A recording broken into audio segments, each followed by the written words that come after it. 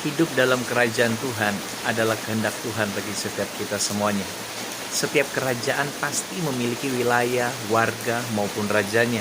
Demikian pula hal kerajaan Tuhan, pemegang kekuasaan tertinggi dalam kerajaan Tuhan ialah Tuhan itu sendiri.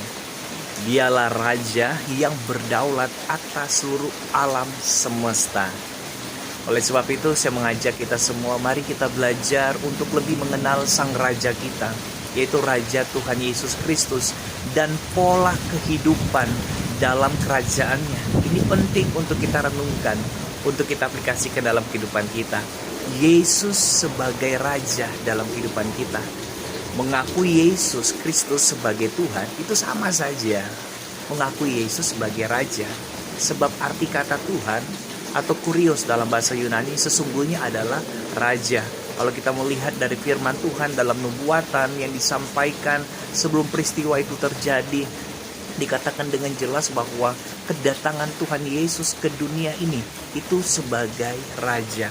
Ada beberapa ayat firman Tuhan yang mengkonfirmasi hal tersebut. Salah satunya dalam Yesaya 9 ayat yang kelima dikatakan bahwa di dalam nubuatan tentang kelahiran Yesus, Alkitab mengatakan bahwa selain namanya disebut penasihat yang ajaib, Tuhan yang perkasa, Bapa yang kekal, ia juga disebut yang kita kenal dengan Raja Damai.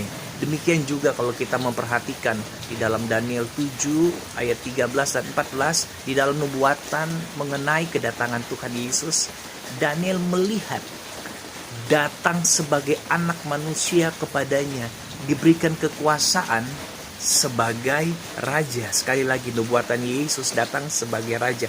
Dalam Mika 5 ayat yang pertama juga, dalam nubuatan tentang tempat kelahiran Yesus, yaitu Bethlehem, Efrata, difirmankan bahwa dari sana akan bangkit seorang yang akan memerintah Israel.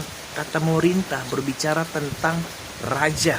Demikian juga di dalam Yohanes 18 ayat 37 dikatakan bahwa Yesus Kristus membenarkan perkataan Pilatus dan mengatakan bahwa kelahiran dan kedatangannya ke dunia ini adalah untuk menjadi Raja.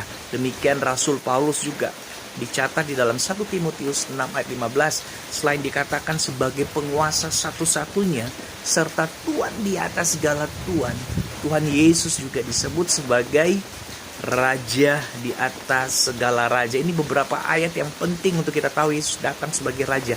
Jadi setiap kali kita menyebut Yesus sebagai Tuhan, sebenarnya kita mengakui bahwa dialah pemegang kedaulatan tertinggi atas seluruh alam semesta, daerah kekuasaannya.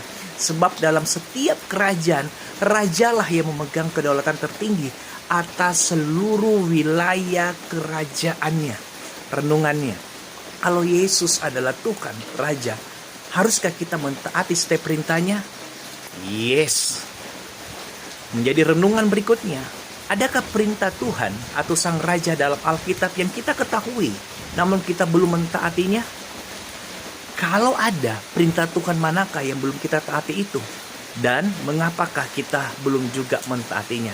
Biarkan renungan singkat ini menolong kita untuk merenungkan dan berpikir bahwa Yesus datang sebagai Raja, menghadirkan kerajaannya supaya kita masuk di dalamnya dan hidup di dalamnya.